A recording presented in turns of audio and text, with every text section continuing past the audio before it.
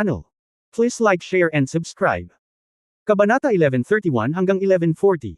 Ang mga daluyan ng tubig noong 1131. Milyon-milyong bundok ay masalimuot, na may malaking halaga ng tubig sa ilog at tubig sa lupa, kaya't mayroong maraming singaw ng tubig dito sa buong taon. Ginawa nito ang ambon sa kabundukan, na para bang hindi ito mawawala. Nang papalubog na ang araw, lumabas ang figure ni Yefan mula sa isang kuweba sa isang bundok. Tiningnan niya ang locus yung nakamarka sa kanyang mobile phone, napakunot ng noo, at nakaramdam ng hindi maipaliwanag na pagkabalisa sa kanyang puso. Ito na ang huling punto sa lahat ng mga coordinate na sinabi sa kanya ni Niu Sixiyang. Gayunpaman, ang kulto ng banal na espiritu, pabayaan ang punong tanggapan, ay hindi man lang nakahanap ng anino ng isang miyembro. Nagsinungaling ba si Niu Sixiyang sa kanya, o ang Holy Spirit cult ba ay nagkaroon ng isa pang tanggulan, o ang balita na dumating siya sa kanila at nag-leak? Matagal nang walang ideya si Yefan, ngunit wala rin siyang oras na tumakbo pabalik sa Chicheng at tanungin si Niu Sixiyang. Nakaramdam si Yefan ng kirot sa kanyang puso nang maisip niya si Ning Zimo na pinahihirapan pa rin sa Huahay.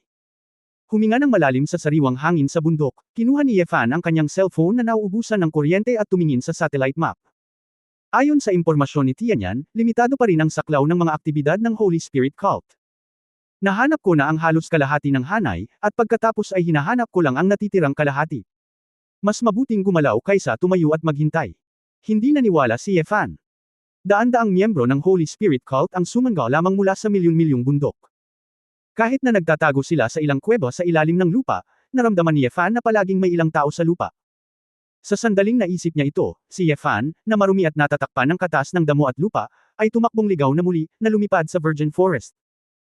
Gabi na, hindi alam ni Yefan kung ilang burol ang tinakbo niya, ilang kuweba ang nasuri niya, at ang mga mabangis na hayop sa kagubatan ay hindi nakita, ngunit wala siyang nakitang sinuman.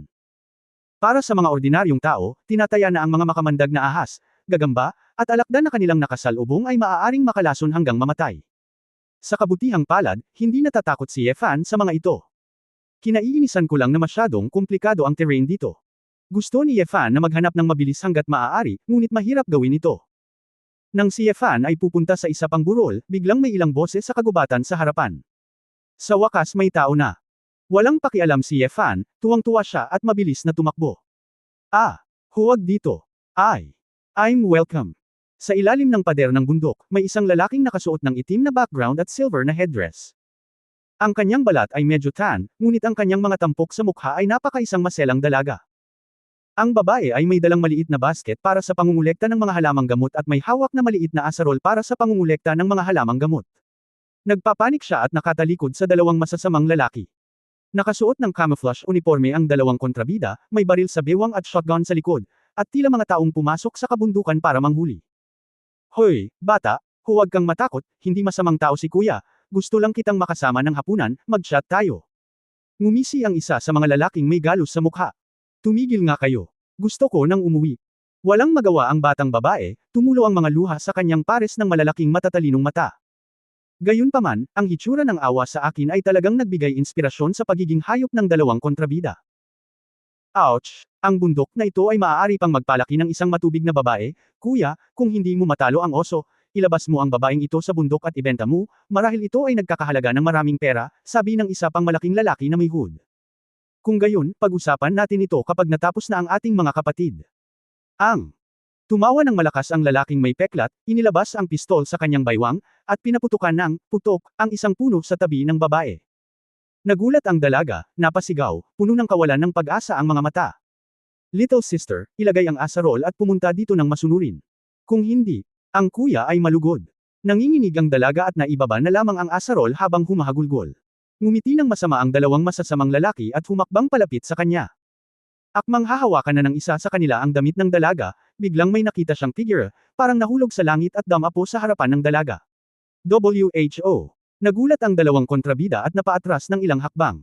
Sandaling natigilan ang dalaga, nakatingin sa kakaibang lalaking nakatayo sa kanyang harapan, isang kislap ng pag-asa ang subconsciously na lumitaw sa kanyang mga mata. Nilingon ni Yefan ang babae, talagang maganda siya, ngunit medyo madilim, ngunit ang natural na kagandahang ito ay maganda na. Huwag kang matakot, hindi ako masamang tao. Bahagyang ngumiti si Yefan. Bagamat kapos siya sa oras, hindi niya ito matulungan. At saka, baka makakuha tayo ng ilang impormasyon mula sa babaeng ito, sa pagtingin sa damit ng batang babae, siya ay dapat na mga aborigine sa kabundukan. Oo, pagod na akong mabuhay. Inilabas ng lalaking may peklat ang kanyang pistol at papaputukan na sana si Yefan. Si Yefan ay masyadong tamad na magsalita ng walang kaparekon, at agad na nagwagayway ng isang sword intent. Ang layunin ng espada ay parang isang mainit na kutsilyo na naghihiwa ng mantikilya, at inalis niya ang ulo ng dalawang kontrabida. Nang umikot ang dalawang dagwang ulo ay muling napasigaw ang dalaga sa likod. Napagtanto ni Yefan na medyo natakot niya ang batang babae, kaya tumalikod siya at humingi ng tawad, "Pasensya na, hindi ko sinasadyang takutin ka." Ang batang babae ay umiyak ng ilang sandali, itinaas ang kanyang ulo ng maingat, at nagtanong, "Ikaw, hindi ka masamang tao?" Matigas na ngumiti si Yefan, at itinuro ang kanyang marumi at nahihiyang hitsura, "Nakakita ka na ba ng ganoong kahabag-habag na masamang tao?" Ang batang babae ay natigilan saglit, tumingin sa damit ni Yefan, gaskosan ang hitsura, at humagalpak ng tawa. Dahil sa ngiting ito, tila nagniningning ang madilim niyang mukha. Sa napakalaking bundok na madaling magkaroon ng ganoon kasariwa at simpleng ngiti, napabuntong hininga si Yefan sa kanyang puso. Hindi ko lang alam kung ilang taon na ang babae, pero parang hindi siya masyadong maliit. Salamat, aking benefactor. Ang pangalan ko ay Zijia Xiaoyu. Kung hindi dahil sa iyo ngayon, baka hindi ko makita ang aking lolo. Pinunasan ni Xiaoyu ang luha, nagpapasalamat na totoo. Tumango si Yefan, "Oh, ang pangalan ko ay Yefan." "Xiaoyu, ikaw ba ay isang aboriginal dito?" "Oo, ang aking pamilya ay narito ng maraming henerasyon, at ang aming nayon ay nasa timog," sagot ni Xiaoyu. "So may village pa ba dyan?" Lalong natuwa si Yefan, at mabilis na nagtanong, "Kung gayon, alam mo ba kung nasaan ang Holy Spirit Cult?" Biglang kinabahan si Xiaoyu nang marinig niya ito, at maingat na nagtanong, "Mr. Ye, gusto mo bang hilingin kay Saint Tia na basbasan ka? Pagpalain. Isang multo. Gusto kong patayin ang santo." Nagmura si Yefan sa kanyang puso, ngunit alam din niya na ang Holy Spirit Cult ay may napakasagradong lugar sa puso ng mga lokal. Kaya kinailangan kong tumawa at sabihin, "Hindi, may kinalaman ako sa kulto ng banal na espiritu, at kailangan ko ng isang santo tiya o isang tagapagtanggol ng Dharma upang tulungan ako." Biglang tumango si Xiaoyu, at sinabing, "Mr. Ye, narinig ko mula kay Lolo na ang Holy Spirit Cult ay magdaraos ng Gugod ceremony sa mga nakaraang araw para sambahin ang Gugod, kaya pupunta siya sa kanilang banal na lugar. Iilan lang ang nakakaalam tungkol sa banal na lugar, ikaw hindi ito nagkataon, siguro wala akong nakitang tao sa Holy Spirit Cult nitong mga nakaraang araw." "Ano? Dakilang seremonya ng Diyos ng Gu. Banal na lupain." Nena si Yefan saglit, hindi nakakagulat na hinanap niya ang kanilang mga kuta, ngunit hindi mahanap ang mga multo. Kabanata 1132 ang kaparusahan ng Diyos sa bundok. 1132. Nagmamadaling nagtanong si Yefan, "Kung gayon, alam mo ba kung saan ang kanilang banal na lugar?" Umiling si Xiaoyu at humihingi ng paumanhin, "Wala man lang akong kwalifikasyon para pumunta sa Holy Spirit Cult, kaya paano ko malalaman kung nasaan ang kanilang banal na lugar?" "Ganon ba?" Nanghihinayang tumango si Yefan at nagtanong, "Paano ang iyong nayon, may nakakaalam ba?" Pinag-isipan ito ni Xiaoyu at sinabing, "Kung minsan ay sasamahan ng aking lolo ang punong nayon upang turuan ang banal na espiritu na magturo ng mga halamang gamot sa pagpupugay, at hilingin na hindi, Mr. Ye, bumalik ka sa nayon kasama ko at tanungin ang aking lolo." Saglit na nag-alinlangan si Yefan, nag-isip tungkol dito saglit, pakiramdam na mag-aaksaya ng oras ang paghahanap ng walang taros, kaya pumayag siya. Ngumiti ng matamis si Xiaoyu, "Ang galing, pwede kitang imbitahan sa bahay ko, salamat sa pagligtas mo sa akin ngayon, siguradong matutuwa ang lolo ko." Pagkasabi ng dalawa, naglakad na sila patungo sa Zijia Village. Habang nasa daan, casual na nagtanong si Yefan, "Xiaoyu, ilang taon ka na ngayong taon?" Ngumiti si Xiaoyu at sinabing, "Kakatapos ko lang ng 18 taong gulang sa unang kalahati ng taon." "Oh, mukhang maliit ka, pero hindi ka naman talaga malaki," sabi ni Yefan. 18 babae dito ang 18 taong gulang, natuto akong mangolekta ng mga halamang gamot sa aking lolo noong ako ay 11 taong gulang, ngunit ngayon ay paunti-unti na rin ang mga halamang gamot, at ito ay matatagpuan lamang sa malalayong lugar, kaya halos hindi ko masuportahan ang aking pamilya. Gusto ko lang pumunta sa bundok para magtrabaho at makita ang labas ng mundo, ngunit matanda na si Lolo, at hindi ako masyadong nag-aalala, walang magawang sabi ni Xiaoyu. Natigilan sandali si Yefan, "Ikaw lang at ang lolo mo sa pamilya mo. Nasaan ang mga magulang mo?" Ang mga mata ni Xiaoyu ay nalungkot, at sinabi niya, "Ibinenta ako sa kabundukan, hindi ko alam kung sino ang aking mga biolohikal na magulang. My adoptive mother 13 I ran away a year ago." Pagkaraan ng isang taon, sinabi ng aking adoptive father na lalabas siya para magtrabaho, ngunit hindi na siya bumalik. Sa katunayan, alam ng lahat na hindi sila babalik, kaya't ang aking lolo at ilang mga tiyahin sa nayon ang nagpalaki sa akin. Naririnig ni Yefan ang kalungkutan ng babae pagkaraan ng mahabang panahon, at ang kalungkutan na matagal nang natuyo. Sa murang edad, nakaranas na siya ng ups and downs sa buhay, pero higit pa ito sa karaniwang babae. Hiwalay sa kanyang mga biolohikal na magulang at iniwan ng kanyang mga adoptive na magulang, siya ay tumira kasama ang kanyang lolo mula noong siya ay bata, at hindi madali para sa isang batang babae na nangongolekta ng gamot sa bundok na ito na magpakita ng isang maliwanag at masayang ngiti na nakakahawa sa iba. Sa orihinal, may ilang pagdududa si Ye Fan tungkol sa pagkakakilanlan nitong Zijia Xiaoyu. Pagkatapos ng lahat, ang banal na espiritu ay nagturo ng mga multo at mahirap igarantya na magkakaroon ng bitag para sa kanya. Ngunit nang marinig ang tunay na emosyon sa mga salita ni Xiaoyu sa sandaling ito, ang pagdududa ni Ye Fan ay halos lahat ay nawala. Ang ganitong uri ng pakiramdam ay hindi isang bagay na maaari mong makuha sa isang pekeng pagganap. Habang nagkukwentuhan, may lumitaw na maliit na nayon sa harapan mo. Mayroong humigit kumulang 100 pamilya na may mga istrukturang kawayan at kahoy na nakakalat sa mga dahon ng saging. Walang tao sa nayon. Karamihan sa mga kabataan at nasa katanghaliang gulang ay lumabas para magtrabaho. Sa buong pagpasok, nakita ni Ye Fan ang ilang mga lola at matatandang lalaki na hindi maginhawang mga binti at paa. Habang naglalakad papunta sa pintuan ng isang bahay na kawayan, sinabi ni Xiaoyu, Mr. Ngumiti si Ye Fan at umiling, ayos lang, ulila ako dati, wala man lang bahay noong bata ako, at nanatili ako sa sirang lugar. Ah, Mr. Ye, pasensya na, hindi ko rin kayo inaasahan. Nagi-guilty na sabi ni Xiaoyu. Haha, maliliit na bagay, walang dapat ikalungkot, sabi ni Ye Fan. Sa sandaling ito, isang matandang boses ang nagmula sa silid, Xiaoyu. Sino ang nasa labas? Sinundan ni Ye Fan si Xiaoyu sa silid, at natagpuan ang isang lalaki na nakasuot ng kulay abong itim na lumang tela, na may puting buhok at mga catarate sa isang mata. Ang matanda ay nasa likod ng kalan, nagsusunog ng kahoy. Lolo, this is Mr. Ye. May nakilala akong 2 poaching bad guys ngayon. Gusto nila akong i-bully. Thanks to Mr. Ye, he saved me. He is our benefactor. Maikling ipinaliwanag ni Xiaoyu ang bagay sa matanda. Nang marinig ito ng matanda, nagmamadali siyang tumayo ng nanginginig at gustong yumuko kay Ye Fan, ay, salamat sa aking benefactor, ako, si Zijia Rob, ay isang apo na umaasa sa isa't isa, kung may mangyari sa kanya, hindi ako mabubuhay. Nagmamadaling inalalayan ni Ye Fan si Zijia Loubo at sinabing, matanda, huwag kang masyadong magalang, dapat kang maupo. Hindi no. Panauhin ka, maupo ka at manatili sa aming bahay para sa hapunan ngayong gabi. Bagamat mahirap ang aming pamilya, dapat suklian ng aming mga angkan ang kanilang kabutihan. Hinawakan ni Zijia Loubo ang kamay ni Ye Fan at sinabi, si Ye Fan ay walang pusong kumain o anuman, at sinabing, matanda, pumunta talaga ako dito kasama si Xiaoyu para tanungin ka, alam mo ba kung saan ang banal na lugar ng Holy Spirit Cult? Medyo naguluhan si Zijia Loubo, narito ang benefactor. Hinahanap ang Holy Spirit Cult. Ano ang problema? Tumango si Ye Fan, nagmamadali ako, gusto kong hanapin ang tiyahin ng santo o ang tagapagtanggol ng Dharma, ngunit wala pa akong mahanap na sinuman mula sa Holy Spirit Cult. Sinabi ni Xiaoyu na nagdaraos sila ng seremonya ng Gu God, I think find it directly. Nang marinig ito ni Zijia Loubo, medyo nahihiya siyang nagsabi, mabait, 2 kuta lang ng Holy Spirit Cult ang alam ko, at pumunta ako sa punong nayon upang mag-alay ng mga sakripisyo noon. Ngunit ang banal na lupain. Hindi ko talaga maintindihan, iyon ay ang Holy Spirit Cult ay napakahiwaga. Sa isang lugar kung saan ang mga mahahalagang bagay lamang ang lilipas, ito ay naging ganito mula pa noong panahon ng Gu God Cult. Nagsisi si Ye Fan saglit, ngunit hindi niya inaasahan na magkakaroon siya ng anumang mga palatandaan, at sumimangot, kung gayon ang matanda ay may istorbo, hahanapin ko ito muli. Hanapin ito. Hoy! Benefactor! Manatili ka rito.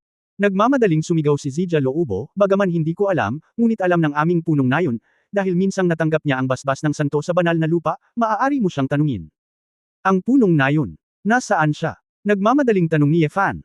6 na araw nang nangangaso ang punong nayon at ilang mangangaso sa nayon. Tiyak na babalik sila bukas sa pinakahuli. Benefactor, maaari kang kumain sa bahay ko. Pagkatapos ng isang gabi, tiyak na makikita mo ang punong nayon bukas, pangangaral ni Zijia Luo. Bukas. Kumunot ang noo ni Ye Fan, kahit na sinabi niya na hindi madali para sa kanya na mahanap ang Holy Spirit Cult sa gabi, karamihan sa mga lalaking iyon ay nasa ilang kuwebo sa ilalim ng lupa. Ngunit ang pananatili dito ng isang gabi, pakiramdam niya ay isang pag-aaksaya ng oras, at siya ay nababalisa pagkatapos ng lahat. Nagmamadali din si Xiaoyu, Mr. Ye, you can stay, niligtas mo ako, kahit hindi ka kumain, malulungkot kami ng lolo ko. Nagmamakaawa si Zijia Loubo, benefactor, pakiusap, kung hindi namin kami bibigyan ng pagkakataong suklian ang aming kabutihan, parurusahan kami ng Diyos ng bundok. Nang makita ang lolo at apo na halos nagmamakaawa na hayaan siyang kumain, hindi nakatiis na tumanggi si Ye Fan. Okay, maghihintay ako ng madaling araw bukas, sabi ni Ye Fan. Binalak niyang hanapin ito ng mag-isa kapag madaling araw na, at kung hindi niya ito mahanap, babalik siya sa nayon at magtatanong sa punong nayon. Okay. Salamat aking benefactor, Xiaoyu, ilabas mo ang Big Chrysalis. Masayang sabi ni Zijia Loubo. BPUP. Hindi mapigilan ni Ye Fan ang mapangiti nang marinig niya ito. Bagaman ito ay mataas sa protina, ito ay marahil ang lugar upang gamitin ito bilang isang ulam upang aliwin ang mga benefactor. Kabanata 1133 Ako ang asawa mo. 1133. Matapos ilagay ni Xiaoyu ang basket ng damo, abala siya sa paghahanda ng hapunan. Pagkaraan ng halos isang oras, may ilang mga pagkain sa harap ni Ye Fan, maliban sa isang plato ng QP na pukyutan, iba pang ligaw na gulay tulad ng bracken, hautunya cordata, water chestnut, at water coriander. Kung hindi dahil sa pagiging misla ni Ye Fan at kumakain ng lahat, malamang na walang ganang-gana ang karamihan sa mga tao. Mr. Ye, ang lugar natin ay hindi tulad sa labas ng bundok. Maaaring hindi ka sanay kumain nito, pero itong beef pupi ay talagang napakasarap. Pagkatapos maprito ang wild beef pupi, magdagdag ng wood ginger seeds, chili peppers, tea leaves at mabangong ugat, at ihalo ang mga ito ng ganito. Nakakapanibago, masiglang pakilala ni Xiaoyu. Ngumiti si Ye Fan at kumain ng isang beef pupi, sinabing, hindi ako picky eater, huwag mag-alala, huwag isipin na kumakain ako ng sobra. Parehong natawa sina Zijia Luobo at Xiaoyu, nang makitang makakain ito ng benefactor, tila sa wakas ay naibagsak na ang malaking bato sa kanilang mga puso. Sa katunayan, walang pusong kumain si Ye Fan sa ngayon. Kinain man niya ang mga wild vegetable beef pupi o ang mga masasarap na kabundukan at dagat, lahat sila ay walang lasa. Nag-aalala siya tungkol sa kung paano mahahanap ang panlunas sa lalong madaling panahon, at nais lamang niyang lumipas ang gabing ito sa lalong madaling panahon. Pagkatapos ng hapunan, sinabi ni Xiaoyu, Mr. Ye, gusto mo bang hugasan ito? Maaari akong magpakulo ng mainit na tubig para sa iyo. Sa maliit na silid sa tabi ng pinto, mayroong isang batya na may kahoy na bar aisles. Tiningnan ni Ye Fan ang kanyang maruming damit at naglakad sa rainforest. Sa katunayan, siya ay basa at malagkit, at ito ay talagang hindi komportable. Sa pag-iisip na huwag munang pumunta kahit saan pansamantala, tumanggo siya at sinabing, kung gayon, guguluhin kita, Xiaoyu. Ayos lang, benefactor ka, yun ang dapat. Nagmamadaling tumakbo si Xiaoyu para kumuha ng panggatong para magpakulo ng tubig. Pabago-bago ang panahon sa kabundukan. Hindi nagtagal pagkatapos kumain, nagsimulang bumuhos ang langit. Sa gusaling kawayan, nakikinig sa musika ng ulan na tumatama sa mga saging, tila medyo kumalma ang iritableng puso ni Ye Fan dahil nag-aalala siya kay Ning Zimo. Tinitigan ni Ye Fan ang maliit na nayon sa dilim saglit sa pintuan, at hindi niya alam kung gaano katagal nang dumating ang boses ng isang babae mula sa likuran. Mr. Ye, handa na ang tubig para sa paligan, pwede ka nang maglaba. Lumingon si Ye Fan at nakitang namumula si Xiaoyu, humihingal, at may hawak na balde na gawa sa kahoy sa kanyang kamay. Tila maraming balde ng tubig ang dala ng dalaga, pabalik-balik, at pagod sa paghagis. Naantig at humihingi ng tawad si Ye Fan, may iniisip lang ako ngayon, pero hindi ko pinansin, mahirap talaga para sa iyo. Ngumiti si Xiaoyu at umiling, ayos lang, nakikita kong parang nag-aalala si Mr. Ye sa isang tao. Walang magawang ngumiti si Ye Fan at sinabing, ngayon lang ako mag-aalala. Sa kasamaang palad, walang silbi ang pag-aalala. Sa oras na ito, kinasusuklaman ko ang sarili ko dahil sa pagiging inutil. Mr. Ye, huwag kang masyadong mag-isip, minsan walang silbi ang lakas ng tao.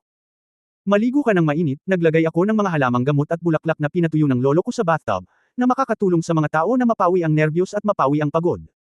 Mas magiging komportable kapag katapos mong maligo, sabi ni Xiaoyu. Masayang sinabi ni Ye Fan, mukhang maraming alam ang lolo ng pamilyang Shi. Oo, ang aking lolo ay dating isang doktor sa nayon, ngunit sa kasamaang palad ako ay masyadong tanga. Wala akong masyadong natutunan tungkol sa kanyang mga kasanayan sa medisina, nang hihinayang sabi ni Xiaoyu.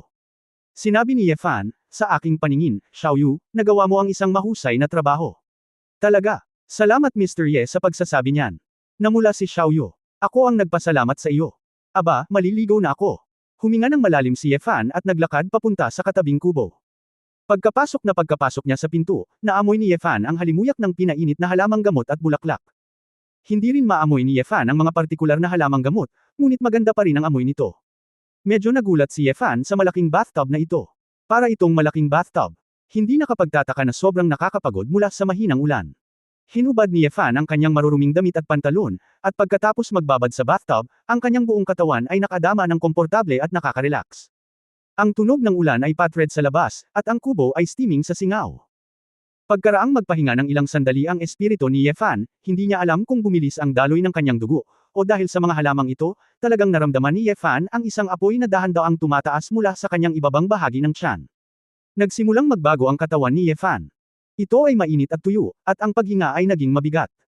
Malinaw na ito ay dapat na isang nakapapawi na paligan, ngunit habang siya ay nagbabad, mas maraming kaakit-akit na mga kaisipan ang lumitaw sa kanyang isipan. Maya-maya lang ay bumukas ang pinto ng kubo. Magalang na pumasok si Zijia Xiaoyu at isinara ang pinto. Munting ulan. Natigilan si Yefan, medyo mapurol ang kanyang ulo, at pinanood niya ang dalagang naglalakad papunta sa bathtub. Ang batang babae ay nakasuot ng puting sutla na pantulog, at ang kanyang matikas na figure ay nagbabadya. Sa pamamagitan ng malawak na ambon ng tubig, nakita ni Yefan ang sulok ng bibig ni Xiaoyu, at may hindi maipaliwanag na ngiti. Oo, kumpara sa wagas at matikas na ngiti noon, may haplos ng feminine charm. Mr. Ye, ikaw ang benefactor ni Xiaoyu, hayaan mong hintayin ni Xiaoyu na maligo ka. Sa sandaling ang mga salita. Nahubad na ni Zija Xiaoyu ang isang maluwag na silk robe sa kanyang katawan. Xiaoyu, ikaw oo. Hindi na mamali ni Yefan na may mali, ngunit ang kanyang katawan at utak ay medyo nawalan ng kontrol, at ang kanyang matinding pagnanasa ay nagpigil sa kanya na tanggihan ang lahat ng nangyari sa kanyang harapan. Si Xiaoyu ay lumakad ng payat at payat, ngunit hindi nawawala ang kanyang mikantab na hitsura. Legs, sa bathtub. Agad na inilublob ng dalaga ang buong katawan sa bathtub na natatakpan ng mga talulot. Nang bumangon muli ang babae mula sa tubig at bahagyang ginulo ang kanyang itim na buhok, ang mga mata ni Yefan ay hindi makagalaw.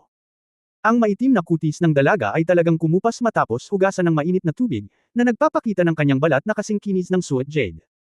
Isang mukha na kasing ganda nitong mga lunti ang bundok at lunti ang tubig, na may ethereal at sariwang mukha, na may pahiwatig ng mapula-pula, ang nakahinga sa likuran ng isang pares ng malabituin na mga mata. Lumalabas. Peke ang kulay ng balat niya. Ngayon lang ito naiisip ni Yefan, ngunit wala siyang maisip kung bakit pinagkakaabalahan ng babae ang kanyang balat at nagpapanggap na isang itim na babae. Pakiramdam ni Yefan ay parang naparalisa ang lahat ng nerbiyos sa kanyang ulo. Maliban sa patuloy na pagpapalawak ng isang primitive na pagnanasa, wala na siyang maisip pa. Mr. Yefan. Dahan-dahan si Xiaoyu oo, hindi ko alam kung kailan, itinapon na niya ang kanyang sarili sa mga bisig ni Yefan. Ikanawit niya ang kanyang mga braso sa leeg ni Yefan, at ang isang pares ng nangungusap na mga mata ay tumingin sa lalaki na may kalahating ngiti, bahagyang nakagat ang kanyang mga labi, na may bakas ng pagmamalaki. Maliit. Xiaoyu. Anong ginagawa mo? Pilit na kinokontrol ni Yefan ang kanyang mga kamay na huwag gumawa ng kahit ano, ngunit walang magawa ang kanyang katawan. Hindi ako si Xiaoyu, mahinang sabi ng babae sa tenga ni Yefan. Hindi ba si Xiaoyu? Mahigpit na tanong ni Yefan, kung gayon, sino ka? Ang mga mata ng batang babae ay kumislap na may bakas ng pagiging palihim, at siya ay bumantong hininga, sili na asawa. Ako ang iyong asawa, Shinzo. Kabanata 1134 Hindi maganda. 1134. Shinzo. Si Yefan ay nasa ulirat nang marinig niya ang pangalan. Ang babaeng nasa harap niya, na may itim na kilay at mabituing mata, at ang kanyang balat na parang nyebe, ay tila asawa niya talaga. Asawa, bakit ka nandito? Bulong ni Yefan. Hinaplos ng maselang maliit na kamay ng dalaga ang pisngi ni Yefan at hinalikan ang mga labi ni Yefan. Siyempre hindi ako mag-alala sa'yo, nandito ako para hanapin ka. Asawa, pagod ka ba ngayon? Bakit hindi mo ako yakapin? Ayaw mo ba sa akin? Siyempre hindi, misis, ako kaya lang. Ano lang? Asawa, bakit hindi mo ako yakapin? Walang kamalay-malay na inabot ni Yefan, ngunit likas na huminto muli. Pumikit siya ng mariin, at hindi talaga makita ng babaeng nasa harapan niya, hindi. Imposible. Paano kita magiging asawa? Ikaw si Xiaoyu. Sino si Xiaoyu? Naghanap ka ng ibang babae. Reklamo ng dalaga. Hindi. Si Xiaoyu ay, oo. Hindi makapagsalita, kaagad si Yefan, at nabuhol ang kanyang dila. Nalungkot ang dalaga, asawa, ano bang problema mo, hindi mo na talaga ako mahal. Hindi. Ako lang. Ikaw. Paano mo nalaman na nandito ako? Tanong ni Yefan na may mabigat na paghinga. Ang batang babae ay ngumiti ng kaakit-akit, at sinundan ang leeg ni Yefan gamit ang isang jade na kamay, na nangangapa mula sa kanyang dibdib, hanggang sa kailaliman ng bathtub. Si Yefan ay sumipsip ng mainit at mahalumigmig na hangin, at ang kanyang buong katawan ay komportableng nanginginig. Fool. We are husband and wife, sabi nga, iisa ang isip ng mag-asawa, syempre ramdam ko kung nasaan ka. Kagabi, ang mga bituin at hangin kagabi, silangan ng guwetang sa kanlurang bahagi ng painting building. Sa pakikinig sa magiliw na mga salita, ang hitsura ni Su Qingzhou sa harap ng mga mata ni Yefan ay naging mas malinaw at mas malinaw. Asawa, asawa. Sa wakas ay niyakap ni Yefan ang babae sa kanyang mga bisig ng walang pag-aalinlangan. Hinalikan siya ng mariin. Hajijek, asawa, ikaw, maamo ka. Tumawa ang batang babae na parang pilak na kampanilya, at ang tubig sa bathtub ay tumalsik. Pagkatapos, sinabayan ng mahinang pag-awit tulad ng huni ng ibon, sa bathtub na puno ng mga talulot, kumalat ang mga butil ng pinong matingkad na pula. Sa labas ng maliit na gusali, umuulan buong gabi. Maliwanag ang langit, at huni ng mga insekto at ibon sa kagubatan. Nagkaroon ng lamig sa hangin. Dahan-daang iminulat ni Yefan ang kanyang mga mata, nalaman niyang nakatulog siya ng mapayapa. Nang walang anumang babala, nang walang anumang panaginip, nakatulog lang ng ganito magdamag. Kagabi, parang anong nangyari sa akin? Sa isip ni Yefan, lumitaw ang mga eksena ng kaakit-akit at parang panaginip na mga imahe, ang umaalon na tubig, ang dugo na pumupuno sa tubig. At iyon, ang babaeng nagpakasawa sa kanya. Teka, ang babaeng iyon ay, Xiaoyu. Biglang nagising si Yefan at umupo mula sa bamboo bed. Ngunit ang pagbangon na ito ang nagpabagsak sa maselang katawan na nakapatong sa kanya sa kama. Oo, diretsong bumagsak ang babae sa lupa at nontog ang ulo. Napaangat ng ulo ang babaeng nagising at sinabing, Hoy, bakit ba ang songgit mo? Lalaki, may konsensya ka ba? Natigilan si Yefan, nang makitang walang kahit isang pulgadang sinulid sa kanyang harapan, isang kubrekama lamang ang nakapulupot sa kanya, at ang asul na seda ay nakakalat, tulad ng isang babae na lumabas sa tubig at isang lotus, hindi ba ang mahinang ulan ang naligo sa kanya kagabi? Naalala niya. Talagang naaalala. Si Yefan ay nagmamadaling tumayo, kinuha ang kanyang pantalon at isinuot, at nagtanong ng may paghanga, sino ka, at anong uri ng gamot ang ibinigay mo sa akin kagabi, bakit ka nagpapanggap na asawa ko para magsinungaling sa akin? Si Zijia Xiaoyu ay kaakit-akit pinaikit niya ang kanyang mga mata, tumayo ng mapang-akit, binalot ang kanyang sarili ng kubrekama, lumakad papunta sa isang silid sa loob, at sumagot habang naglalakad, abay lalaking walang lasa. Kakasama ko lang kagabi sa Tagsibol, at kinuha ko ang bahay ng iba kaninang umaga. Natulak ako mula sa kama, hindi man lang nag-abala, nagtanong lang ng mga boring na tanong na ito. Natukoy ni Yefan na naapektuhan ang kanyang espiritu kagabi, at alam ng babaeng ito na ang kanyang asawa ay si Su Qingzhou, kaya halatang handa siyang dumating. Pakiramdam niya ay niloko siya, at naramdaman din niya na tila may mga pagbabago sa kanyang katawan, ngunit, hindi malinaw kung ano ang pinagkaiba sa kahapon. Isinuot ni Yefan ang kanyang damit, direktang pumasok sa bahay, at kinaladkad ang babaeng nakasuot ng damit. Sagutin mo ang tanong ko. Sino ka ba? Bakit ganito ang lahat? Tanong ni Yefan na may maningning na mga mata. Gamit ang isang kaliwang kamay, hinayla ng babae ang mala waterfall na asul na sutla, at ang natural at sariwa, nakakabighaning pag-ibig na damdamin mula sa kanyang mga buto, na tugma sa kanyang creamy na balat at maislan at maliit na mukha, ay talagang nakakabighani. Your Excellency the Great King of Hell, anyway. Kakabigay lang nila sa iyo ng virginity kagabi, hindi ba pwedeng maging mas malumanay ka sa kanila? Nanlamig ang mga mata ni Yefan, at ang larawan kagabi ay lumitaw sa kanyang isipan, at tila kinuha niya ito bilang Su Qingzhou, talagang nahihirapan siya. Bukod dito, ang babae ay walang suot na damit sa oras na ito, at ang tagsibol ay napakaliwanag, ito ay talagang tuyo. Sa harap ng isang nakamamanghang dilag na ay lalaan sa kanya sa unang pagkakataon, hindi maaaring maging mabangis si Yefan ng biglaan. Dang! Malungkot na pinunasan ni Yefan ang kanyang mukha. Dumating siya upang humanap ng paraan para iligtas si Ning Zimo, ngunit sa huli ay ginawa niya ang katawa-tawang bagay na ito kasama ang isang kakaiba at misteryosong babae sa kabundukan. Nababaliw na siya. Tiningnan ng babae ang ekspresyon ni Yefan, ngunit nakita niyang nakakatawa ito. Nagsuot siya ng makukulay na damit at ngumiti, aba, mukhang nag-aatubili ka, masyado kang namuhunan kagabi. Muntik na akong malaglag, hindi ko talaga maintindihan si Lian Xiangxiu. Iyon ay dahil akala ko ikaw ang aking asawa. Malakas na sabi ni Yefan. Mas masama ba ako sa asawa mo? Ano man ang mangyari, dapat ay halos pareho para maniwala ka na ako si Su Qingzhou, tama ba? Napangiti ng may pagmamalaki ang babae. Ikaw. Gustong pabulaanan ni Yefan, ngunit ang kagandahan at figure ng babaeng ito ay maaaring iba sa iba. Outstanding talaga ang style ng isang babae. Ano ka ba? Huwag isipin na hindi pa nakikita ng mga tao ang mga larawan ni Su Qingzhou, at hindi sila gaanong mas maganda kaysa sa akin, at 18 taong gulang pa lang sila, mas bata sa kanya, sa loob ng ilang taon, tiyak na magiging mas maganda ako kaysa sa kanya. Ang babae hummed mahina sa ito. Sandali, nagsuot siya ng makulay na kasuotan na ganap na kakaiba sa kahapon. Siya ay masigla at maliksi, tulad ng isang duwende sa kabundukan.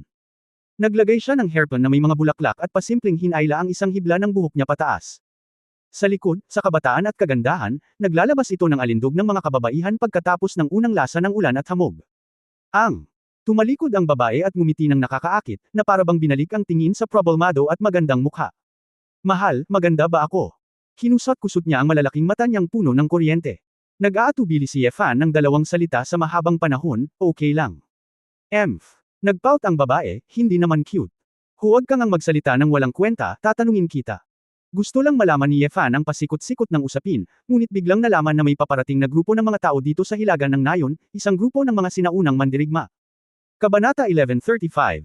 Bago ang 1135. Nakarating ang mga tao sa pintuan ng bahay, malakas na sigawan ang narinig. Shilanyo, lumabas ka. Ano bang problema ko bilang isang tigre na akyat bato? Gusto ko ng paliwanag. Nanlungo ang babae nang marinig ang malakas na boses, ang tanga, hinahanap ko lang. Napakabilis. Narinig ni Yefan ang pangalan na medyo pamilyar, at pagkatapos mag-isip tungkol dito, hindi niya maiwasang magtanong ng may pagtataka, Shilanyo. Shilanyo ang pangalan mo. Sino si Lanying mula sa iyo noon? Walang pakialam na sinabi ni Shilan Rain, kapatid ko. Ano? Nagulat si Yefan, pagkatapos ay hindi niya pinatay ang kapatid ng babaeng ito. Huwag mo masyadong pansinin, ang nakababatang kapatid na lalaki na naiwan ng mga adoptive parents ko, at wala akong kadugo sa akin. Basura lang. Pagkatapos magsalita ni Shilanyo, hinaplos niya ang kanyang bangs at naglakad patungo sa pinto. Ampon na magulang. Sumimangot si Yefan, may adoptive parents talaga ang babaeng ito. Hindi kaya, totoo ang sinabi niya kahapon tungkol sa kanyang karanasan sa buhay. Kung ginamit niya ang sarili niyang karanasan sa pagtatanghal ng isang dula kahapon, mauunawaan kung bakit nararamdaman niya ang tunay niyang nararamdaman. Kung hindi dahil sa gayong taos-pusong damdamin, hindi mapapahinga ni Yefan ang kanyang bantay, na iniisip na siya ay isang ordinaryong babae sa bundok, at pagkatapos ay sumunod sa kanyang paraan. Umiling si Yefan at bumantong hininga. Sa ngayon, lumabas tayo at tingnan. Sa sandaling ito, mayroong higit sa 100 malalakas na lalaki na nakatayo sa labas ng pinto, ang ilan ay nakasuot ng balat ng hayop, at ang ilan ay nakasuot ng damit ng mga lokal na katutubo. Karamihan sa kanila ay armado ng mga scimitars, at ang ilan ay may mga busog at palaso sa likod nila. Malaki ang agwat sa pagitan ng kanilang mga cultivation base. Ang lalaking nangunguna ay may taas na halos 2 metro, matipuno at maitim, nakasuot ng kwintas ng pangil ng hayop, at may hawak na malaking scimitar na pinalamutian ng ginto at pilak. Para siyang batong inukit na may malalakas na kalamnan. Lakas ng loob. Nakatayo sa harap ng lalaking iyon, ang maselang figure ni Shilanyo ay pambihirang maliit, na parabang tinutulak nito ang malaking makapal na binti ng isa. Rock climbing tiger, bakit ka sumisigaw ng madaling araw? How dare you take care of this girl's affairs? Bagamat ang hitsura ni Shilanyo ay mas maganda kaysa sa kahapon, siya ay mas pino at maislan. Ngunit ang tono ng pananalita, kilos, galaw, at galaw niya ay pawang pambabae at mapang-akit, at iba talaga siya sa kanyang kabataang hitsura kahapon. Nang makita ang hitsura ng babae sa sandaling ito, hindi napigilan ni Yefan na mapabuntong hininga, ito ay kombinasyon ng purong duwende at sexy at mapang-akit, at natural pa rin ang susi. Nakita na lang ng rock climbing tiger si Yefan na lumabas. Bigla niyang dinampot ang kutsilyo at itinutok, kinagat ang kanyang mga ngipin at sinabing, ito ba ang maliit na puting mukha? Ibinigay mo sa kanya ang iyong katawan. Maliit na puting mukha. Saglit na natigilan si Yefan, tumingin sa kaliwa at kanan, tila walang ibang tao, hindi napigil ang ituro ni Yefan ang kanyang sarili, at nagdududang nagtanong, ako ba ang pinag-uusapan mo? Kalokohan, sarili mo ba ang sinasabi mo? Inilibot ni Shilanyo ang kanyang mga mata sa kanya. Hindi napigilan ni Yefan ang matawa, paano siya naging puting mukha sa buong buhay niya? Hindi ba lahat ng maliliit na puting mukha na binugbog niya? Bihira lang magpalit ng role. How dare you laugh? Naramdaman ni rock climbing tiger na kinukutya niya siya, at galit na sinabi, ninakaw mo ang babae ko, pero naglakas loob kang pagtawanan ako, hindi kita kasama sa langit. Gusto kitang patayin. Sabi, ang tigre na umaakyat sa bato ay umungal ng malakas, nagtaas ng machete na may isang uri ng bastos na nakakagalit na hindi pa nakita ni Yefan, at pinaghahampas siya. Bumigay ng kaunti si Yefan, itinaas ang kanyang paa at hinampas ito, sinipa kaagad ang umaakyat na tigre. Ang matipunong katawan na mahigit 200 pounds, parang bola, ay lumipad palabas ng 7 o 8 metro. Bang! Ang rock climbing tiger ay napakahirap ding makalusot sa isang kubo na kawayan, ngunit hindi gaanong nasugatan. Mula roon, sumuray-suray siyang tumayo at tumingin kay Yefan ng may pagtataka. Natigilan din ang grupo ng mga nasasakupan niya. Si Shilanyo, na nasa gilid, ay inaasahan na ito, at humajijek, handing, nakita mo ba ng malinaw? Kaya siya ang pinili ng babaeng ito sa halip na ikaw. Ikaw ba ay kasing lakas niya? Hindi. Imposible. Siya. Wala siyang totoong enerhiya, paano siya magkakaroon ng sobrang lakas? Hindi makapaniwala si rock climbing tiger, paano niya makikilala ang isang mas malakas kaysa sa kanya? Dahil hindi pa rin naiintindihan ni Yefan ang ilang bagay, ayaw niyang pumatay, at sinabing, bakit mo sinasabing babae mo siya? Sino siya, at sino ka? Hindi ko alam. Sa tingin mo nagsisinungaling ako sa'yo. Walang imak na umiling si Yefan, natulala pa rin. Nagngangalit ang rock climbing tiger, naloko ka pala ni Shilanyo. Boy, tapos ka na, tinanim ka na ng rhinoceros gu ng demonyong babaeng ito. Espiritual na rhinoceros gu. Nagtaka si Yefan, ano ito? Ngumiti si Shilanyo at pinunasan ang isang hibla ng asul na sutla, at sinabing, malinaw na isa siyang santo mula sa Holy Spirit cult, anong klaseng mangkukulam? Rock climbing tiger, gusto mo bang sabihin ko sa amo ng santo na itanim ang mga kumakain ng puso sa iyong mabangis na tiger village? Gu. Banal. Nagulat si Yefan nang marinig niya ito. Nalaman niya mula sa impormasyon ng tiya niya na ang santo ng Holy Spirit Church, ang mga kahalili na kanilang nilinang, ay mga santo. Sa oras na ito, si Lan Yu ay talagang isang disipulo ni Saint Tia. Kaya, sa katunayan, matagal nang alam ng Holy Spirit Cult na nakapasok siya sa bundok bago ito inayos. Ang rock climbing tiger ay huminga ng malalim, sa bundok ng 1,000,000, sino ang hindi nakakaalam na noong ikaw ay Blue Rain, ikaw ang numero unong babaeng demonyo, ang banal na cult ng banal na espiritu, tulad ng isang babaeng demonyo. Mukhang pagod ka na sa buhay. How dare you do this to me? Magsalita ka. Ang magagandang mata ni Shilanyo ay nagpakita ng malamig na hangarin na pumatay. Ako ay isang lalaki mula sa Tiger Village, ang pinaka hindi mabata na kahihiyan. Pansamantala mong ibinigay ang rhinoceros gu sa isang maliit na puting mukha, ito ang pinakamalaking insulto sa akin. Kahit na mamatay ako, hindi kita papakawalan. Sigaw ni Climbing Tiger. Nang matapos siyang magsalita, nakita niya ang isang figure na biglang sumugod sa harap ng rock climbing tiger, hinawakan ang kanyang kwelyo gamit ang isang kamay, at bahagya itong hinagis. Hindi nag-react ang rock climbing na tigre, at muling itinapon ang katawan nito sa matayog na puno, at ang puno ay nanginginig ng husto. Maliit na puting mukha, maliit na puting mukha. Naaabala ka ba? Nakakita ka na ba ng ganoon kalakas na maliit na puting mukha? Umiling si Yefan, lumingon kay Shilanyo, at seryosong nagtanong, ano ang problema ng rhinocero na sinabi niya? Si Shilanyo ay pumapalakpak doon, ang kanyang magagandang mata ay kumikislap, mahal, ang galing mo, mahal na mahal kita. Ikaw talaga ang pinakaangkop na kandidato. Sino ang hindi napili?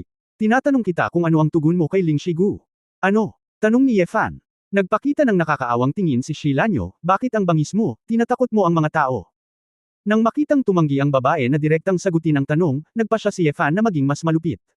Pumunta siya sa harapan niya at inabot ito para kunin. Leeg niya. Upang makitungo sa ganitong uri ng demonyong babae, kailangan niyang maging magaspang. Ngunit nang magsisimula na si Yefan, isang matinding sakit ang biglang lumabas sa kanyang isipan. Tinakpan ni Yefan ang kanyang ulo, pakiramdam niya ay sesabog na ang kanyang ulo, at ang sakit ay nagpanginig sa kanya. Humajijek si Shilanyo, puno ng alindog, at nagbiro, gusto mong malaman kung ano ang rhinoceros gu. Ngayon alam mo na. Paano ito, masarap ba sa pakiramdam? Kabanata 1136 na talagang nasusuklam ako sa akin. 1136. Inalis ni Yefan ang pag-iisip na gawin ito sa kanyang sarili, at tumigil ang sakit sa kanyang ulo. Oo, mabuti naman. Ako ang partner mo, paano mo ako sasaktan? Huwag ka na kasing tanga sa susunod.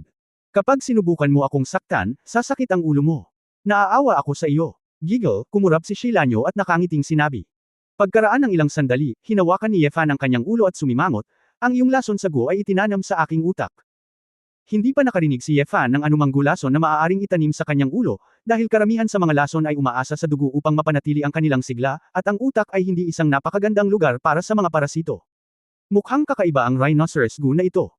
Nag-isip siya, marahil ay dahil ang lason na ito ay umiiral sa utak, hindi sa dugo, kung kaya't ang makapangyarihang anti-drug blood ni Yefan ay hindi rin gumana.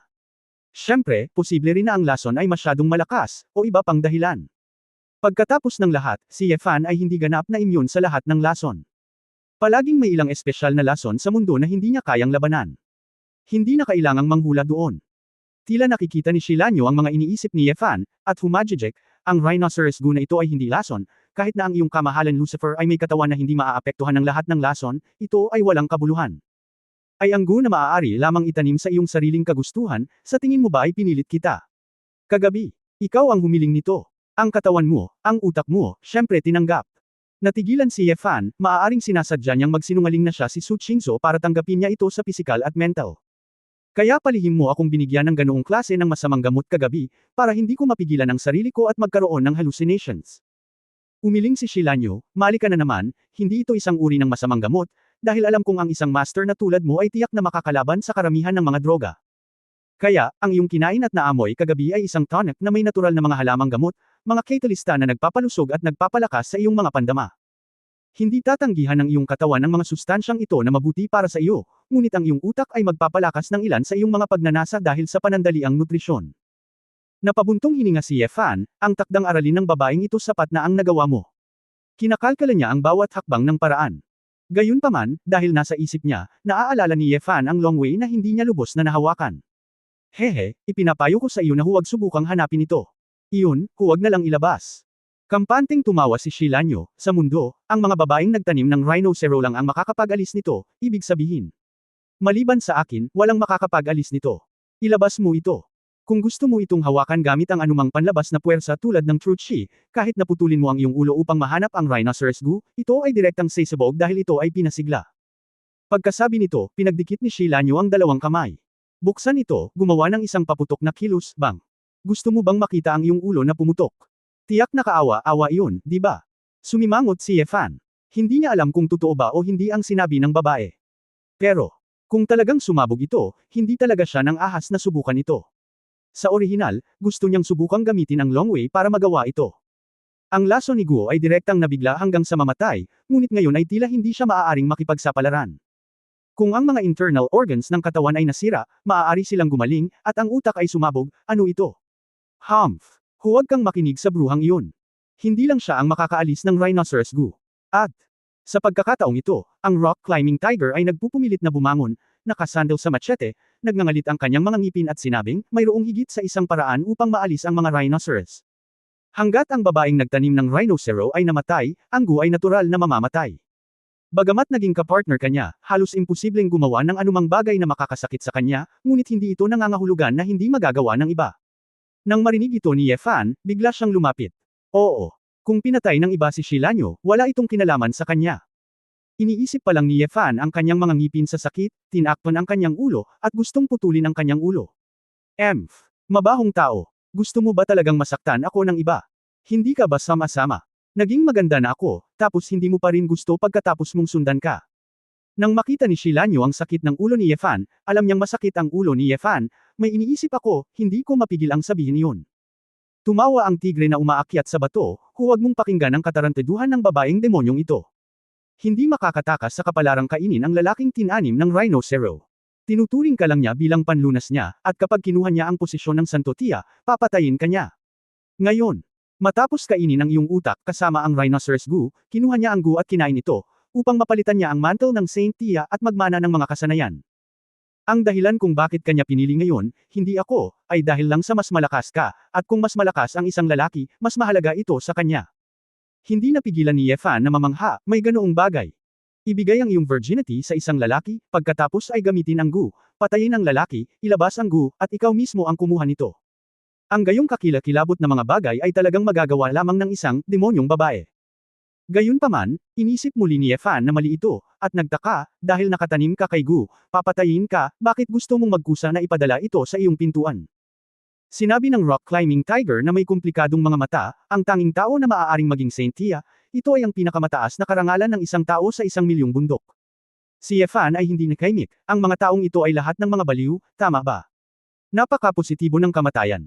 Malamig na iniwas ni Shilanyo ang kanyang tingin sa rock climbing tiger, tulala, parang ayaw mo na talagang mabuhay. Haha, marami na akong natalo at nag-ensayo ng gusto para maging kandidato para sa Spirit Rhinoceros Gu.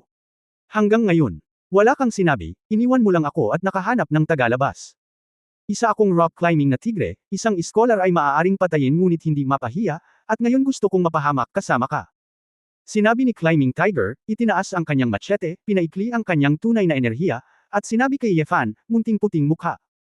Tinitiis mo ang sakit, papatayin ko ang babaeng demonyong ito, at makakalaya ka. Nagsimulang sumakit muli ang ulo ni Ye Fan nang maisip niya si Blue Rain nang patayin siya ng umaakyat na tigre, at hindi maiwasang magtanong, sigurado ka ba? Papatayin mo siya, magiging maayos ako. Huwag kang mag-alala, utak lang ng mga patay na tao ang kinakain ng rhinocero, hindi niya kayang magkusa na kontrolin ang mga rhino para saktan ka. Gusto kanyang patayin, may iba pang paraan. Kaya hanggat kaya mong pigilin ang sakit, huwag mo siyang tulungan.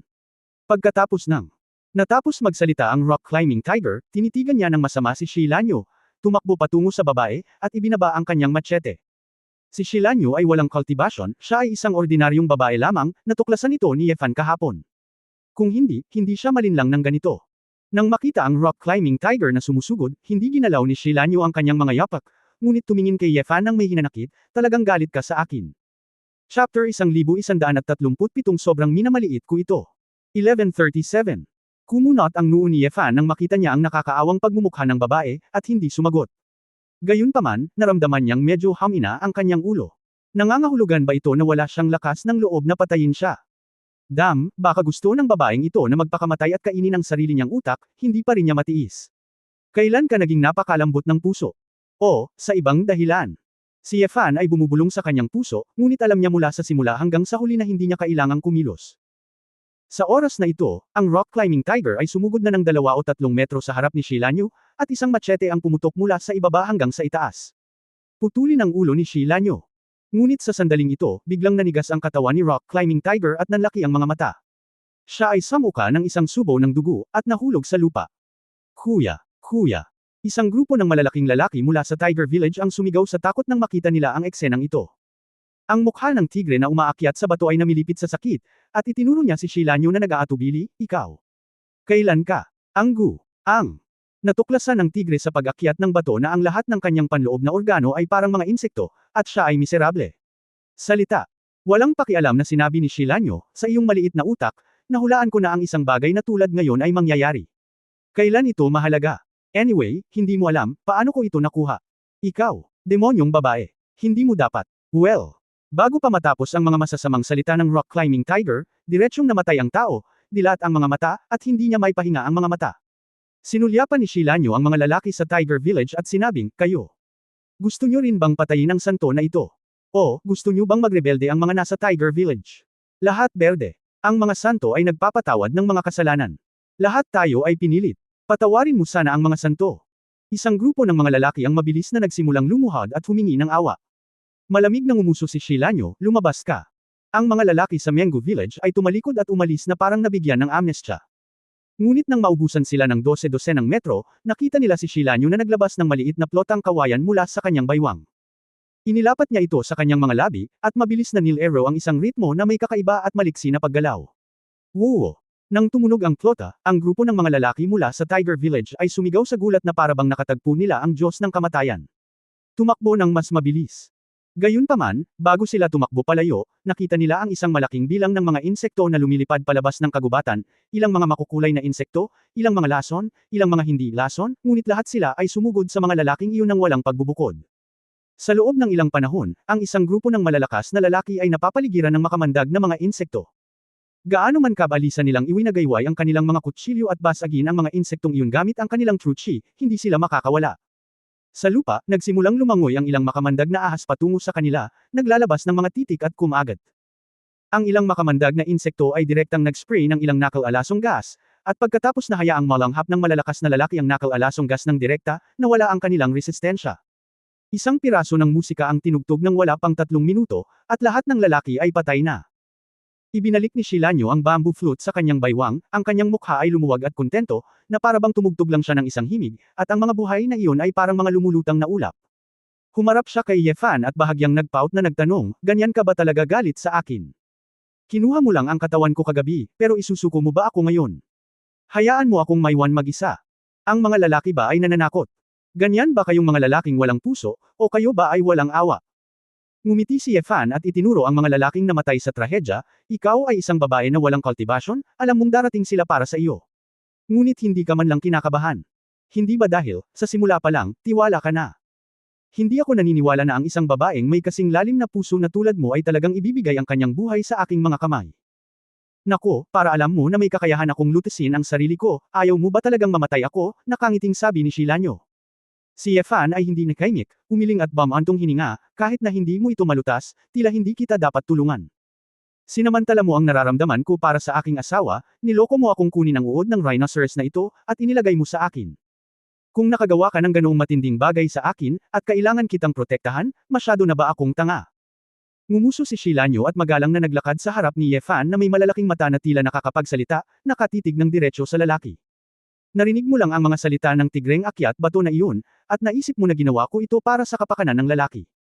Pinapatay ka, para maipasa ang iyong mga kakayahan, nagtanim ka ba ng rhinoceros gu? Alam mo ba kung ano ang kinakatawan ng rhinoceros gu?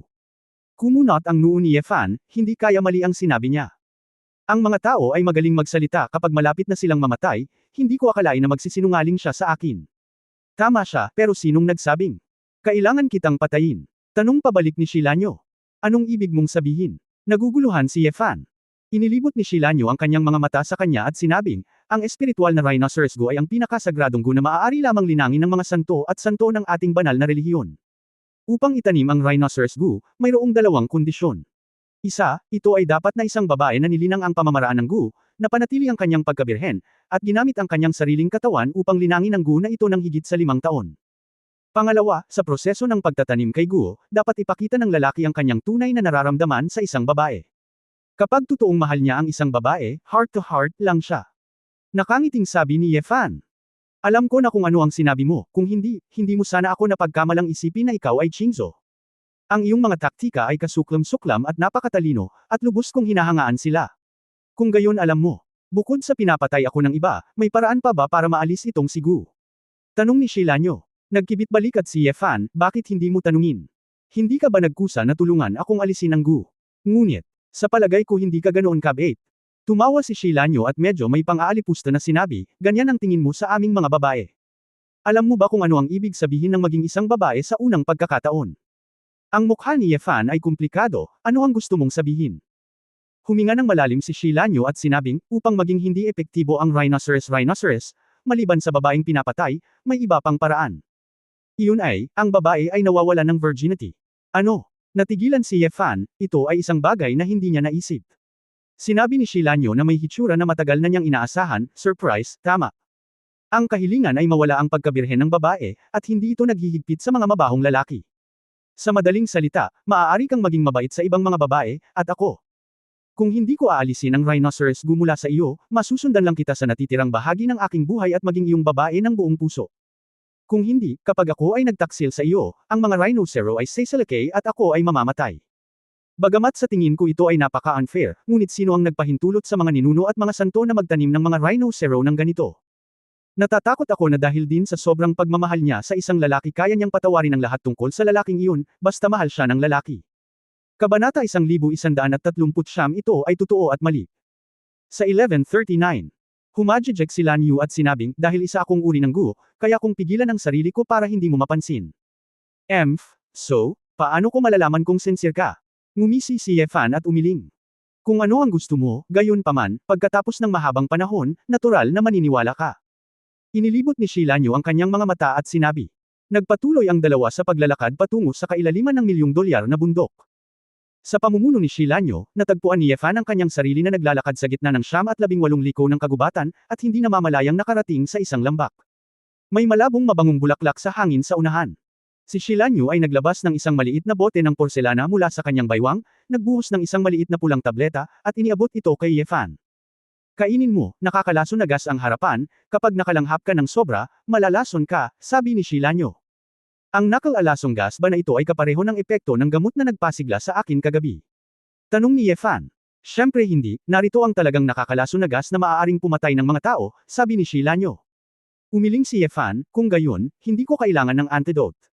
Walang magawang ipinikit ni Shilanyo ang kanyang mga mata, nakakapagod talagang patayin kayo pagkatapos maglingkod sa malalaking tao, walang silbi ang poison gas. Binawi ng dalaga ang gamot at nagpatuloy sa paglalakad papasok. Tanong ni Yefan, hindi mo kailangan ito sa iyong sarili. Humajijek si Shilanyo at sinabing, kapatid na Yefan, isa naman akong santo. Matapos akong mapili ng master mula pa noong bata ako, tinuruan ako ng master ng mga kakaibang paligan at gamot gamit ang ating banal na espiritu. Ang sopas ay nag-aalaga sa akin. Ang aking dugo ay kayang labanan ang daan-daang lason sa mundo, paano ako masasaktan ng makamandag na gas na ito? Hindi ko kayang turuan ang banal na tiya, at kailangan kong matakot sa mga lason, tama ba? Nanliit ang mga mata ni Yefan at sinabi niya, pwede bang? Sa iyo, maaaring mag-detox ang dugo. Tumalikod si Shilanyo at bamantong hininga, huwag mo akong tignan ng ganyan, okay. Ang dugo ko ay para lang tulungan akong labanan ng lason, ngunit hindi ito maaaring gamitin bilang detoxification na gamot para kay Ningzi mo. Tignan mo sarili mo, hindi ba pwedeng anti-drug ka din? Bakit hindi mo gamitin ang sarili mong dugo para ma-detox siya sa lason ng kasamaan? Iba ako sa'yo.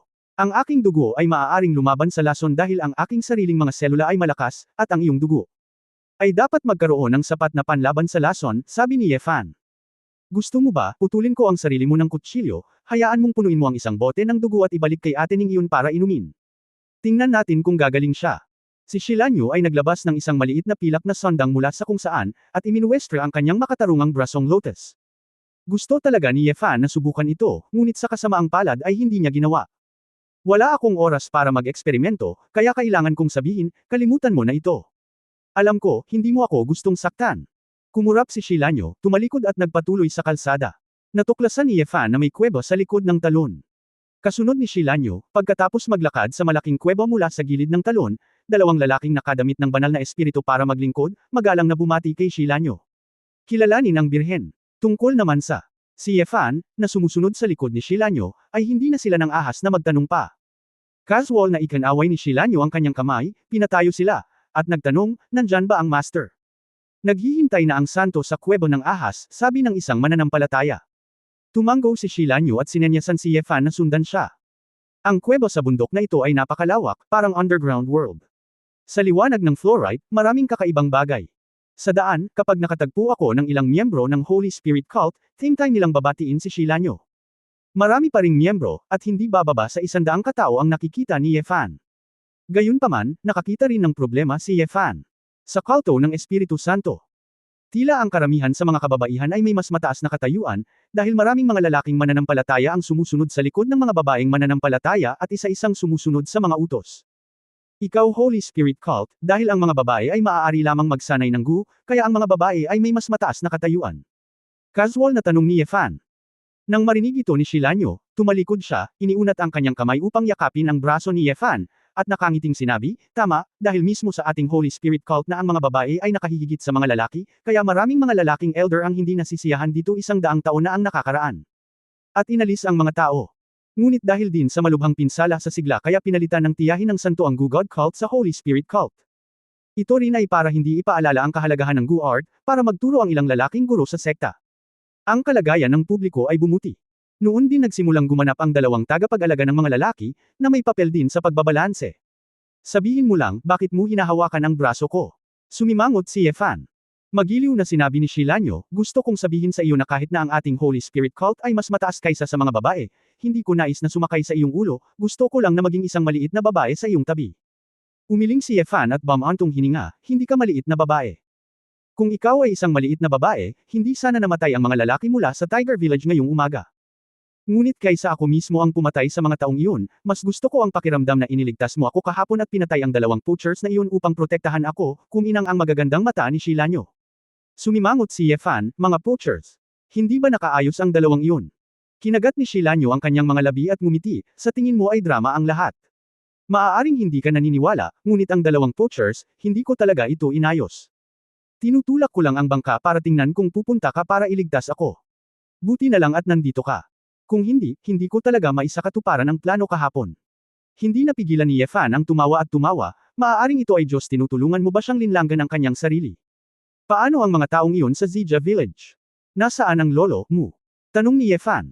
Tiningnan siya ni Shilanyo na may mahinang tingin, at sinabi sa mahinang boses, iyan ay peke, at ito ay totoo. Tumingin si Yefan sa babae na may masalimuot na ekspresyon at alaala sa mga mata nito, ngunit naniwala siya.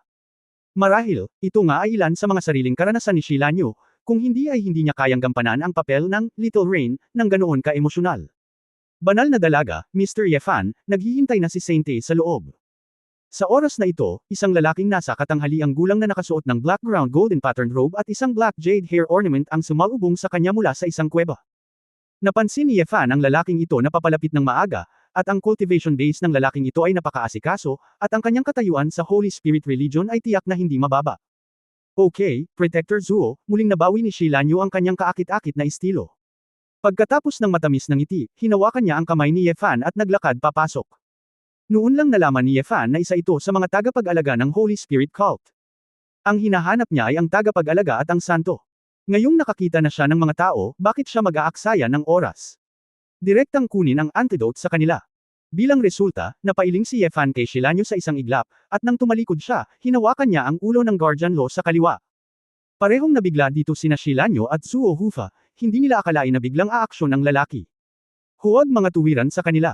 Walang kamalay-malay na inipon ni Zuo Hufa ang kanyang espiritual na enerhiya at nais na abutin para makasagabal, ngunit nalaman niyang ang bilis niya ay hindi makakasabay sa bilis ng pag-atake ni Yefan. Bang! Matapos mahuli ni Yefan ang pinuno ng batas ng tagapag-alaga, hindi niya pinigilan ang kanyang kamay, at nilaslas niya ang braso ni Yefan gamit ang palad, na nagpukaw ng aura. Kabanata 1140, Ling Snake Cave. 1140. Sa sumunod na eksena pa lang ay mas nabigla sina Zuo Hufa at Shilanyo. Si Yefan ay natama ng palad, at ang kanyang braso ay hindi gumagalaw, na parabang ang pagtatanim ng kaliwang guard ay isang biro. Ito. Paano ito posible? Ano ang iyong cultivation base? Malaki ang pagbabago sa mukha ni Zuo Hufa, at ang tingin sa mga mata ni Yefan ay agad na naging sobrang takot. Hindi mo karapat-dapat na malaman ang aking paglilinang, walang pakialam na sabi ni Yefan, ibigay ang panlunas para sa mabagsik na sining. Kaya, wala sa akin ang antidote. Nagpumiglas si Zuo Hufa, at mahirap magsalita. Wala ito sa iyo. O ayaw mo bang ibigay ito? Unti-unting bumigat ang kamay ni Ye Fan, na naging dahilan para mas mahirap para sa Guardian Zuo na huminga. Namula ang mukha ni Protector Zuo, at ang kanyang mga mata ay nagpakita ng takot, talagang. Hindi ko talaga dinala ito. Mabilis siyang hinikayat ni Shilanyo, Brother Ye Fan, huwag kang masyadong mabalisa, una mo akong nakita. Sabihin mo ulit, Master. Lumingon si Ye Fan at nagsabi, ano ang iyong Panginoon? Ang isang babaeng nagpapanggap na multo sa 1,000,000 bundok ay talagang nag-iisip na siya ay isang santo. Kailan?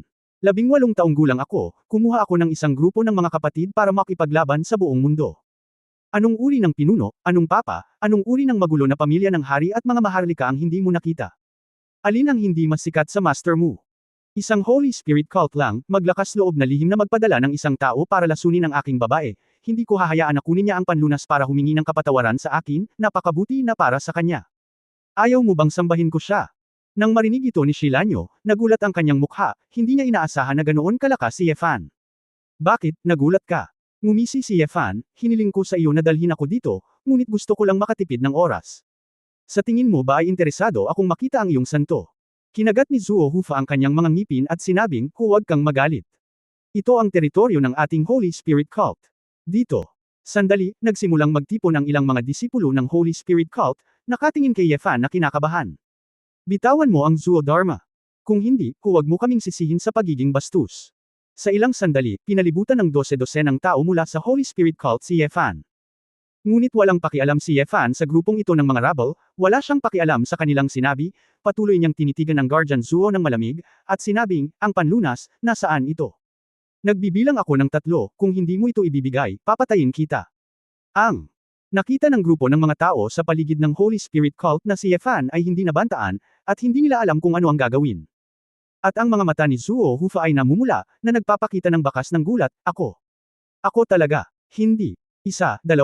Naisip na ni Ye Fan ang tungkol sa pagpatay kay Zuo Hufa, at Saintes. Ang He-Right Protector, gayunpaman, ay natagpuan ng kuta ng Holy Spirit cult. Pansamantalang hindi niya nagawang patayin si Shilanyu, ngunit ang pagpatay sa ibang tao ay hindi magbibigay sa kanya ng sakit ng ulo. Nang papatayin na ni Ye Fan ang Guardian Zuo, isang figure ang lumutang sa likod ng karamihan. Tumigil ka. Wala sa kanya ang panlunas. Dumilat si Ye Fan, tumingin sa paligid, at nalaman na ang mga tao ay lumayo, inilantad ang isang babae sa isang dumadaloy na puting damit. Ang babaeng ito ay tumingin sa kanyang mga 40, ngunit ang kanyang mahabang buhok ay kulay abo na, kaya't halatang hindi siya bata. Sa mukha niya, makikita na ang ganda niya noong bata pa siya.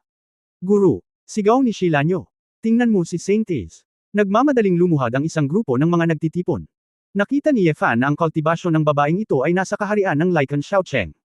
Kahit na ang kanyang tunay na diwa ay hindi malakas, ang kanyang paglilinang ay talagang dumating. Hindi katakataka na ang kulto ng banal na espiritu ay isang malupit ng 1,000,000 bundok, at talagang napakalakas na magkaroon ng isang pinuno na nasa larangan ng paghihiwalay mula sa alikabok. Gayunpaman, hindi ko alam kung ilusyon ba iyon ni Ye Fan. Naramdaman niya talaga na mahina ang espiritu ng santo na ito, at tila narating na niya ang katapusan ng kanyang buhay. Dahil lamang sa kanyang mataas na cultivation na halos hindi niya mapanatili ang mukha na ito. Mr. Ye, alam kong napakalakas mo, pero hindi mo kayang lutisin ang problemang ganito. Kailangang ihanda ang panlunas sa kasamaan, hindi handang alisin. Mataimtim na sabi ni Saint Tia.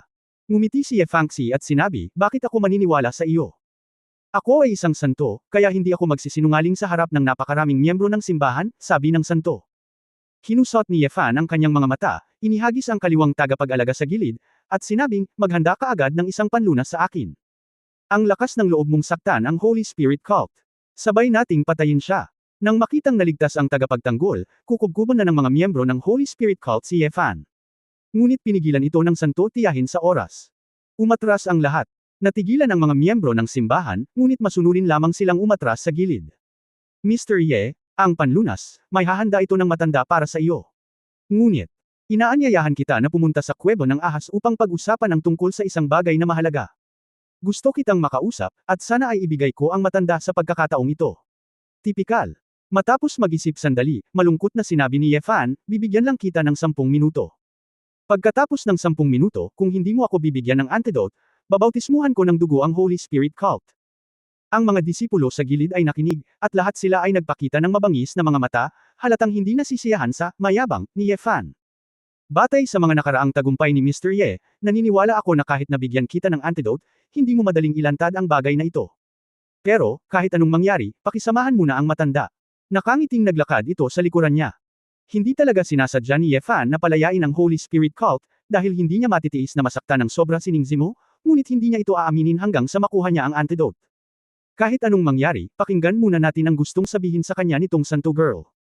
Matapos sundan ng santo sa kuwebo ng ahas, nalaman ni Yefan na ang kuwebo ay napapalibutan ng ilang magagandang natural na bato, tulad ng hindi pantay na salamin.